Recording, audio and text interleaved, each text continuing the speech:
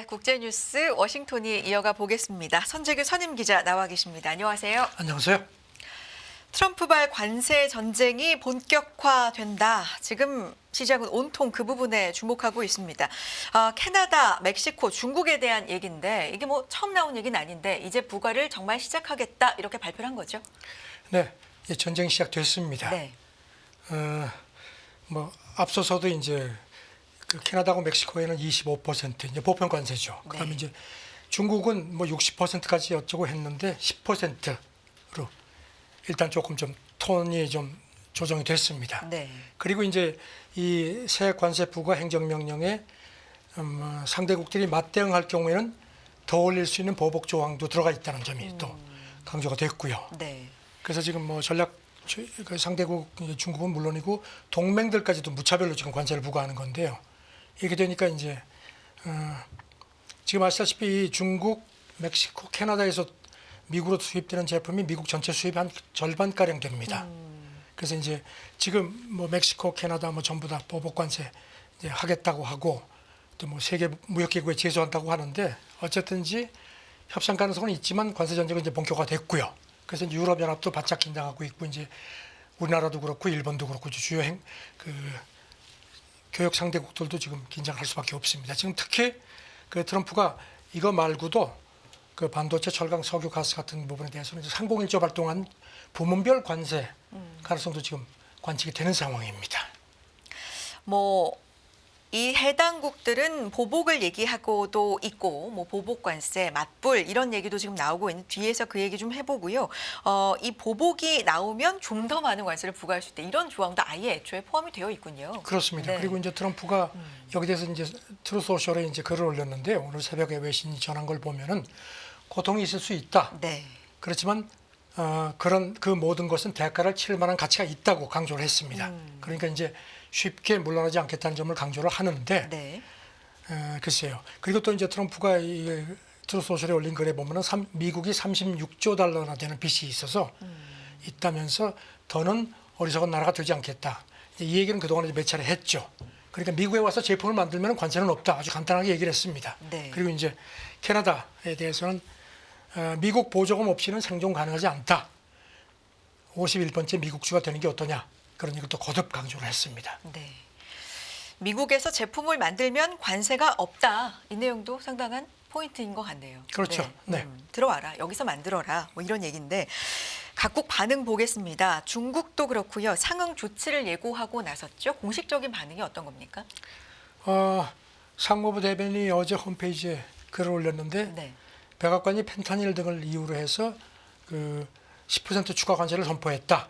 뭐 강한 불만을 표하고 단호히 반대한다고 했는데 그러면서도 그 서로 평등호의 상호 존중 기초 위에서 솔직하게 대화하고 의견을 관리하기를 추구한다, 촉구한다. 이렇게 좀 그 대화 여지 쪽에 좀 점을 더 찍었습니다. 네. 펜타닐 문제를 계속 거론하고 있기 때문에 이 부분에 대한 언급도 계속 중국도 할 수밖에 없습니다. 그 중국 외교부 대변인도 그런 얘기를 했습니다. 무역하고 관세 전쟁은 승자가 없다. 이 종전 입장을 이제 제약을 하면서 네. 펜타닐 문제를 이거는 미국 스스로의 문제다.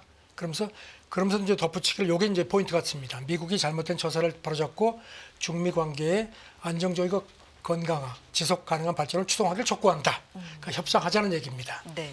그래서 지금 여기 중국 관영통신 신화가 이제 소셜 미디어 계정 뉴탄친을 운영하는데 여기 보면요 추가 관세가 트럼프 전체 요리에 불과할 가능성이 있다. 그러면서 또 이런 얘기를 했습니다. 트럼프가 진정으로 몽둥이를 휘두르는 대상은 주요 동맹이 일본이다. 또 이렇게 얘기를 하네요. 네. 글쎄요, 저는 뭐 이 어떤 그 중국에 대한 어떤 이런 거를 좀 이렇게 좀 분산시키려는 그런 그 외교적인 의도도 있는 것 같습니다. 일단 25% 멕시코와 캐나다고요. 중국은 10%인데 사실 말씀하신 것처럼 60%까지 이야기를 하다가 일단 10%로 시작하는 거기 때문에 그렇죠. 이게 끝이 아니다라는 예상들, 반응들, 분석들도 나오겠습니다. 그런 것들도 중국 쪽에서 네. 많이 나옵니다. 이렇게 되니까 이제 지금 현재 미국에 수출되는 중국 제품의 평균 20% 관세율이 적용되고 있기 때문에 내일부터는 이제 30%로 네. 올라가는 겁니다. 그리고 이제 뭐 전기차 같은 경우는 이미 100%죠. 그래서 이제 110%가 되고 하는데 지금 중국 외과의 증권에서 이제 최근에 보고서를 낸 거 있는데 관세율 10% 인상될 경우에는 이제 중국의 대미 수출 증가율이 한 12% 포인트가 줄어든다. 그리고 전 세계 대상 중국 그 수출 증가율도 한 1.8% 포인트 줄어들 걸 봤습니다. 그리고 이제 10% 관세 인상이 중국의 연간 GDP 성장률을 한 0.3% 포인트 낮출 걸로 봤습니다. 네. 그런데 문제는 이제 관세 인상이 이번에 그치지 않을 가능성이 있다는 겁니다. 왜냐하면은 중국에 대한 그 최혜국 대우라든가 항구적 정상무역 관계 박탈할 수 있다는 점도 지적을 해왔거든요. 네. 그래서 만약에 그 항구적 정상무역 관계 지위가 박탈될 경우에는 관세가 32%가량 더 올라갈 수 있다는 것도 중국 전문가들이 그렇게 지적을 합니다. 무역법 301조 얘기도 참 많이 나오잖아요. 그렇죠. 네. 여기에 대해서는 또 분석이 나온 게 있습니까? 아까 말씀드린 것처럼 네. 부문별로 아. 이렇게 적용할 경우에는 이제 중국에 대한 중국산 그 평균 관세율이 뭐 한 50%까지 올라갈 수 있다는 전망도 나오고요. 네. 그리고 또 만약에 진짜 트럼프가 위협한 대로 60%까지 높아지면 이제 중국 GDP가 1.4% 포인트 정도 낮아질 수 있을 걸로 중국 전문가들이 내다봤습니다. 네. 뒤에서도 살펴보겠지만 뭐 멕시코도 캐나다도 각각 입장을 내놓고 있고 특히 뭐 멕시코도 맞고만 있지 않을 것이다. 뭐 이렇게 좀 네. 비교적 강한 얘기도 했는데 이전에 트럼프 1기보다도 다들 맷집이 세졌고 좀 준비를 했다. 이런 분석들도 자국들에서는 나오는 것 같은데요. 일단 모건 스탠리 분석 보겠습니다. 전만큼 중국의 이 트럼프 관세가 중국의 영향이 안 크다. 이런 분석도 하네요. 일단 중국이 뭐 여러 가지로 뭐 시장도 다 변화하고 네. 이런 것도 있고 그리고 또 이제 중국 수출에서 미국이 차지하는 비중이 이제 모건 스탠리 분석을 봐도요. 트럼프 1기 때 19.3%였는데 작년 같은 경우 14.7% 많이 줄었습니다. 그리고 또 영국 조사기관 분석을 보면요. 미국 전체 수입에서 중국이 차지하는 비중도 그 한 20%인 게 한 6년 사이에 13%로 줄었습니다. 그러니까 그만큼 어떤 중국으로서는 좀 비중이 적어졌다는 얘기입니다. 그러니까 충격이 1기 때만큼 크지 않다는 그런 분석입니다. 충격이 없지 않겠지만 예상만큼 1기 때만큼은 좀 아닐 것이다라는 분석인 건데 그만큼 수출 지역을 좀 다원화하는 노력을 그동안 해왔다라는 건가요? 모건 스탠리 그 중국 지역 속 이코노미스트도 그렇게 네. 봤습니다. 그 중국 수출이 특히 글로벌 사우스와의 관계 강화라든가 그다음에 수출 시장 자체도 업그레이드 됐다는 점을 지적을 했습니다. 그래서 네. 트럼프 관세가 이전 1기 때만큼 중국 수출에 미치는 충격이 크지는 않을 거다. 그리고 또 트럼프가 아주 관세를 떠들썩하게 이렇게 막 했지만 이렇게 실제로 보면 중국에 대해서는 이제 10% 이런 식으로 해서 좀 완만하게 단계적으로 갈 걸로 보인다.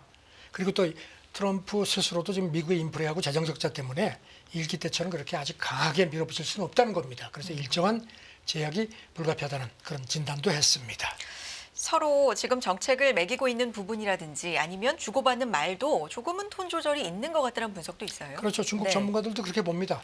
서로가 뭐 으르렁대는 것처럼 보이지만 전면전은 서로에게 상처이기 때문에 원하지 않는다. 그래서 본격적인 무역 협상을 앞둔 어떤 서로의 어떤 서막이지 않겠느냐는 관측입니다. 그래서 지금 싱가포르 그 난양대학 교수 얘기도 트럼프가 중국에 적용한 10% 세율이 애초 예상했던 것보다는 상당히 줄어든 거다. 그리고 또 중국도 트럼프의 추가 응징을 이렇게 초래하지 않도록 조금 좀 이렇게 좀 조심하는 그런 기색이 있다는 겁니다. 그리고 이제 특히 그 트럼프가 이제 펜타닐 문제를 네. 거듭 지적한 것도 어떤 협상 고리가 될 수 있다는 겁니다. 실제 중국 외교부도요 어제 입장문에서 아까도 말씀드렸지만 중미 간의 그 마약 금지 협력에서 그동안에 나름 좋은 어떤 성과가 있는데 그걸 깨지 말자. 그러면서 지속 가능한 발전을 추동할 수 있길 촉구한다는 점을 강조한 것도 그런 어떤 펜타닐을 고리로 해서 협상을 하자는 그런 어떤 트럼프의 은근한 그 제기에 대한 화답 아니겠느냐 이렇게 또 봤습니다. 알겠습니다. 캐나다 반응도 보겠습니다. 즉각 보복 관세를 선언했죠. 네. 네. 트루도 총리가 긴급 회견하면서 우리 돈으로 한 156조 원 정도 상당히 미국 제품의 25% 관세 똑같이 부과하겠다고 했고 그 중에 이제 한 5분의 1 정도는 이제 내일부터 적용된다는 점을 강조를 했습니다. 네. 그리고 뭐 이제 뭐 여러 가지 비관세 조치 같은 것도 고려하고 있다고 했는데 그리고 이제 세계 무역기구에 제소하겠다는 입장도 밝혔고요. 네. 그런데 아까도 말씀드렸지만 캐나다 역시 조금 좀 대화하기를 원한다는 점을 거듭 지적을 했습니다. 트루도 역시 트럼프 취임 후에 통화하지 못했지만 곧 다시 대화하기를 원한다는 점을 강조를 했습니다. 네. 뭐 이런 얘기도 있긴 있어요. 미국산 대신 자국 제품 구매, 뭐 휴가도 미국에 네. 가지 말고 캐나다에도 자국에서. 좋은 데 많다. 뭐 네. 이런 얘기도 했죠. 그러니까 그런 네. 어떤 기싸움 성격도 강합니다. 그렇군요. 멕시코 대통령도 어제 글을 올렸는데 플랜 B 시행을 지시했다 이렇게 밝혔습니다. 구체적인 내용이 뭐죠? 그러니까 멕시코 이익을 보호하고 관세 비관세를 포함한 플랜 B 시행을 지시했다고 하던데 아직 구체적인 내용은 나오지 않았는데 네. 조금 전에 외신을 보니까 오늘 이제 어떤 구체적인 보복 관세 이런 범위를 공개를 할 모양입니다. 네. 그리고 이제 역시 트럼프가 멕시코 펜타닐 문제를 지적한 걸 또 지적을 했습니다. 특히 이제 멕시코 정부가 범죄 조직하고 동맹을 맺고 있다는 트럼프 주장을 아주 중상모략이라고 일축을 했습니다. 그러면서 오히려 그런 동맹이 있다면은 그거는 멕시코 카르텔에 무기를 파는 미국 총기 업계다 이렇게 아주 반박을 했습니다. 네. 그러면서도 관세 부과가 이게 해결책이 아니라는 점을 거듭 지적을 하면서 대화하고 싶다 그런 얘기를 했습니다. 그러면서 양국 간의 어떤 실무 그룹을 구성하면 어떠냐. 그리고 덧붙이기를 조정은 가능하다. 하지만 종속은 절대 안 된다고 선을 그었습니다. 네. 뒤에 관세 관련돼서 이제 미국의 뭐 식탁 물가 얘기도 기자님께서 해주실 테지만 사실 멕시코도 보면 지난 트럼프 일기 때 보면 철강류를 미국산 철강을 넘어서 농축산물까지도 관세 범위를 좀 확대하면서 이게 네. 미국에 또 영향이 있었다. 있었죠. 네. 그리고 또 오늘 새벽에 이런 부분이 쉐인바움 대통령이 네. 미국에 사는 멕시코 사람들 힘들면 돌아와라. 우리가 아주 팔을 환영하겠다. 뭐 이런 식의 어떤 그런 좀 외교적인 기싸움 이런 성격도 거듭 슬그머니 비쳤습니다. 알겠습니다. 다음은 이제 유럽연합 얘긴데요. 유럽연합 일단 명시가 아직은 안 됐지만 다음은 우리 차례다 계속해서 뭐 전 세계가 지금 떨고 있는 거 아니겠습니까? 유럽연합 그렇죠. 쪽 어떻습니까? 집행위 대변인이 어제 연합뉴스가 입장 표명을 요청을 했는데 네. 관세 결정이 유감이다 하면서 유럽연합 상품에 대해서 부당하거나 자의적인 관세를 부과하는 모든 무역 파트너국에 단호히 대응하겠다. 미국이라고 딱 찍진 않았습니다. 네. 그러면서 우리 유럽의 대미 무역 투자가 세계에서 제일 많다는 점을 상기시켰고요. 그러면서 따라서 양측이 관계 강화에 집중해야 한다. 그러니까 여기도 역시 협상하자는 입장을 승글번이 비쳤습니다. 네. 계속 이 관세에 대해서 미국 내에서의 인플레도 아마 걱정해야 될 것이다라는 얘기는 각국에서 나오고 있고요. 그래서 대변인도 네. 그 점을 지적을 했습니다. 네. 관세가 기업 비용을 높이고 근로자하고 소비자에게 피해를 주고 불필요한 경제적 혼란을 초래한다. 인플레를 유발하는 모든 측면에서 해롭다는 점을 상기시켰습니다. 네. 독일 숄츠 총리 얘기도 좀 해주실까요? 숄츠가 어제 스타머 영국 총리하고 런던에서 만나서 이제 공동회견을 했습니다. 그러면서 미래에도 관세 장벽으로 세계를 나누지 않고 상품 서비스 무역이 계속될 수 있도록 하는 게 중요하다고 강조를 했고요. 대응책이 중요한데요. 그렇게 네. 기자가 물어보니까 유럽연합이 강력한 경제권이기 때문에 충분한 대응 옵션이 있다. 그래서 이런 강점을 바탕으로 미국과 관계를 유지하길 희망한다. 여기도 역시 협상하자는 쪽입니다. 네. 그리고 이제 독일이 이달에 총선이 있죠. 그럼 이제 기민당이 이제 집권당이 될 가능성이 높은데 거기 대표도 관세가 무역 갈등을 해소하는 좋은 아이디어였던 적이 한 번도 없다. 그러니까 유럽연합이 단계에서 미국과 협상하는 게 좋겠다. 이렇게 또 강조를 했습니다. 미국에서 이렇게 관세를 부과를 하는 거, 관세 정책을 실시를 하는 건 미국 내 물가, 인플레이션에도 상당히 우려가 된다라는 의견, 그리고 그것만은 아니다. 오히려 디플레가 될 수도 있다는 의견이 일각엔 있지만 대다수의 의견은 어쨌든 물가가 오를 것이다 쪽인 것 같아요. 단적으로 식탁 물가가 일단 비상일 것이다라는 분석이 있네요. 그렇죠. 독일 무역협회 회장도 트럼프가 새 관세로 자기 발등을 찍는다는 표현을 했거든요. 네. 일단 이것 때문에 지금 미국 식탁 물가가 당장 오를 수밖에 없다는 관측이 나왔습니다. 로이터는 바이든 인플레 때문에 트럼프가 대선에 승리한 그런 부분이 굉장히 큰데 이렇게 되면 이제 트럼프 공약이 위태로워질 가능성이 있다는 점을 지적을 했고요. 실제로 보면은 미국 세관 통계는 이렇게 되어 있습니다. 2024년 기준이죠. 미국 농산물 수입이 우리 돈으로 285조 원 정도인데 한 45% 정도가 멕시코에서 캐나다에서 온 걸로 되어 있고요. 그리고 특히 이제 야채라든가 이제 이런 과일 같은 경우는 훨씬 더 비중이 높은 걸로 지적이 됐습니다. 네. 메이플 시럽 얘기를 하는데 이 상업 생산하는 국가가 두 곳뿐이네요. 그리고 또 미국과 보니까 아보카도 캐나다. 같은 경우는 뭐 미국이 수입하는 거의 90%가 멕시코산이고요. 아, 그래서 지금 이런 네. 것 때문에 이제 특히 이런 그 식탁 물가가 분명히 오를 거다. 그리고 또 기후이기 때문에 지금 수입 대체도 당장 여의치 않다는 진단도 덧붙였습니다. 그리고 또 뭐 미국의 그 쇠고기 가격, 지금 미국이 그 소사육 그 규모가 좀 줄었거든요. 네.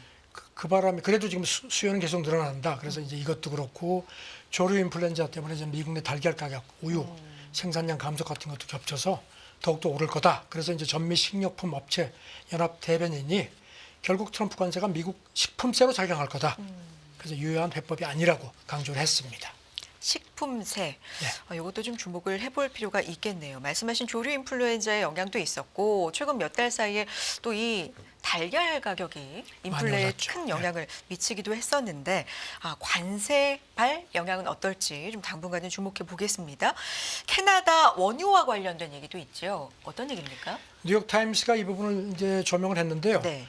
이 캐나다 원유는 25%대 여기만 10%를 적용을 했거든요. 이게 이제 이른바 트럼프한테는 아킬레스건이 아니겠느냐.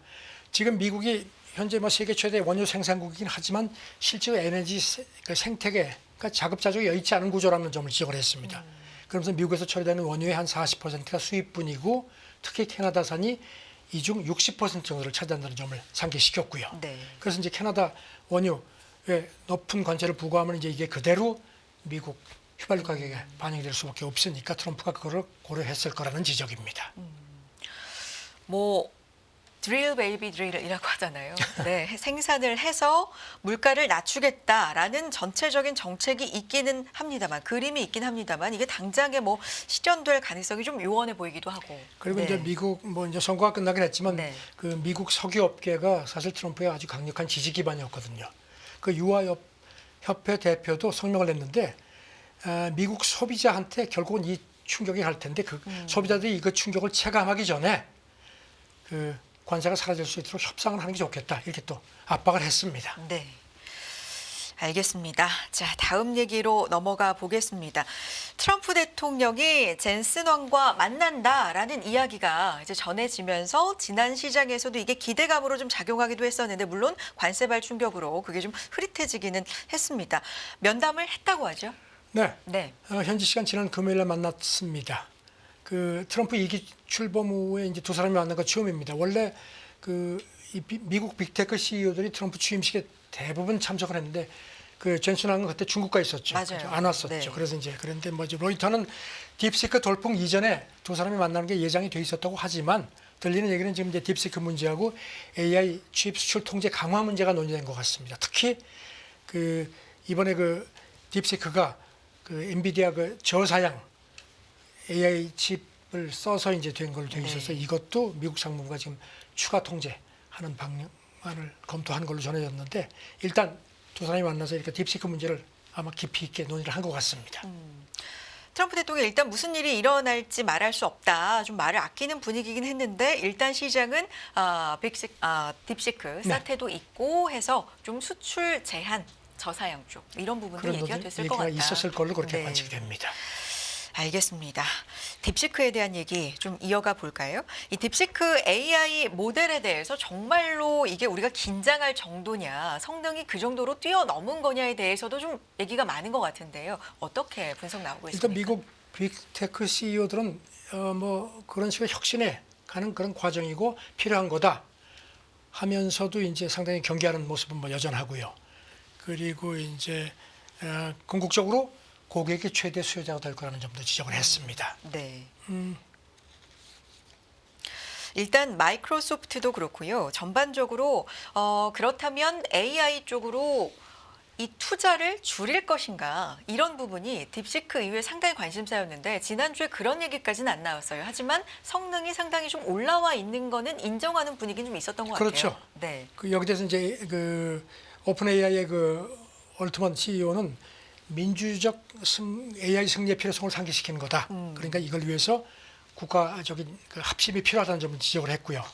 저커버거는 이런 그 딥시크 성과 물론 대단히 훌륭한 건데 단 하나의 딥시크 모델을 보고선 전체 판도를 막 미리 예단하는 건 좀 성급하다. 그러니까 아직까지 이번 그 딥시크 성과가 인프라 투자라든가 자본 지출에 미치는 영향을 평가하는 게 시기상조라고 조금 신중하게 봤습니다. 네.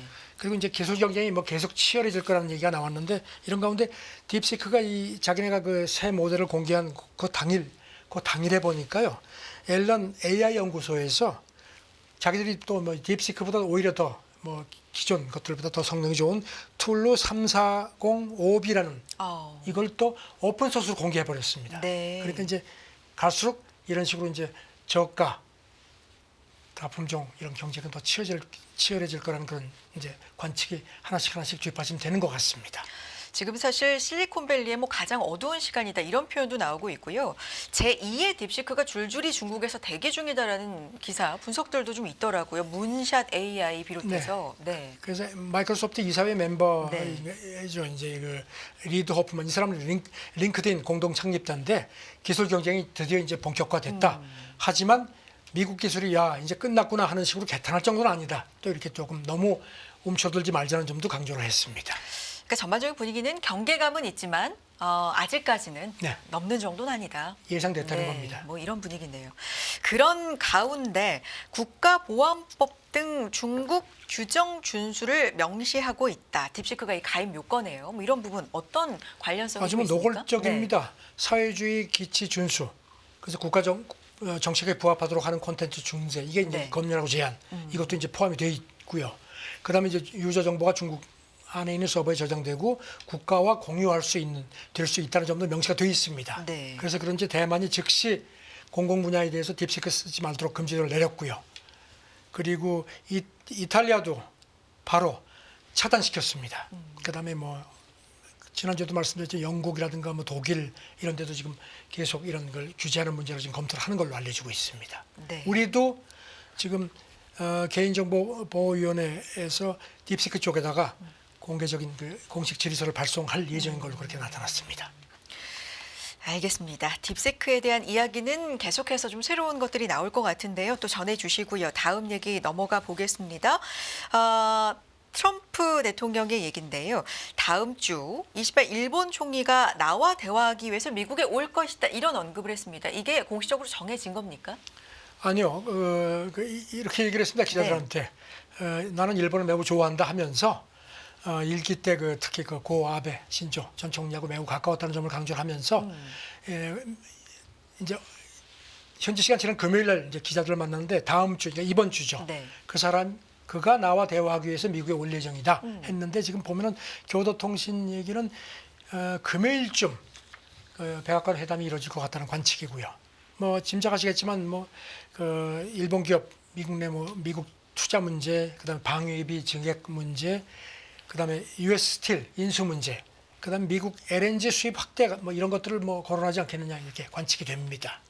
아직 그러니까 확실히 정해진 건 없는데 뭐 금요일쯤 되지 않을까 이런 얘기들이 네, 관측들이 그래서 지금 있군요. 일본 언론들 네. 얘기는 이제 투자 확대라든가 그다음에 이제 동맹 간의 어떤 서로 간의 이익에 대해서 이시바가 특히 이걸 부각시킬 것 같다는 얘기고요. 그리고 이제 이시바 총리가 오늘 그 손마사요시 한국명 손정희 소프트뱅크 회장하고 올트먼 CEO를 만난 걸로 되어 있습니다. 아마 조금 코치를 받을 것 같습니다. 가기 전에. 그렇군요. AI 관련돼서 뭐 앞서서도 얘기했던 딥시크 얘기도 있고요. 네. 관련돼서 또 얘기가 나오지 않을까 생각도 들고요. 또 중요하게 뭐 얘기가 나올 것 같다는 부분들이 있습니까? 그래서 지금 이시바가 트럼프 관세에 대응해서 네. 미국산 에너지 수입 확대, 그다음에 이제 AI라든가 나노 테크놀로지 같은 여러 분야의 투자 패키지를 제안할 것 같다는 겁니다. 그러면서 이제 지난주에 이시바가 중요한 예산위원회에 가서 한쪽은 이득이고 한쪽이 손해인 관계는 오래가지 않는다. 네. 그래서 이제 이렇게 미일 관계 강화가 미국에도 이익이 되는 점을 이번에 강조하지 않겠느냐 이렇게 관측이 됩니다. 이시바 총리가 중국에도 유화 제스처를 보낸다. 이건 어떤 흐름입니까? 네, 교도통신이 전했는데 네. 이시바가 일본 TV에 나와서 가장 좋은 시점에 중국을 방문할 거다. 그러면서 작년 12월 이후에 외무상 여당 간사장 이런 사람들이 이제 중국에 간 점을 상기시키면서 우리만 가는 게 아니라 상대도 오길 바란다. 그러면서 만나는 횟수가 많아질수록 이상한 오해는 없어지지 않겠느냐 이렇게 또 강조를 했습니다.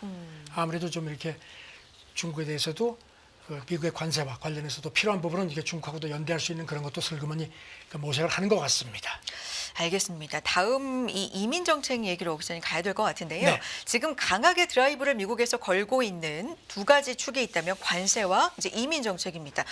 미국에 체류 중인 중남미 이민자 몇십만 명도 쫓아낼 준비를 하고 있다. CBS 보도인데요. 네, 그 트럼프 행정부 그 서류를 토대로 해서 보도를 했는데요. 네. 쿠바, 하이티, 니카라과, 베네수엘라 4국에서 합법적으로 들어온 그 바이든 행정부 때 사람도 쫓아내는 방안을 마련을 했다는 겁니다. 한 53만 명 정도 네. 되는 모양인데 이게 지금 보니까 뭐 이민자 가석방 제도를 이제 바로 중단시켰죠. 네. 그거와 연계돼서 이렇게 쫓아낼 준비를 하고 있다는 건데 지금 아시다시피 AP 보도를 보면요.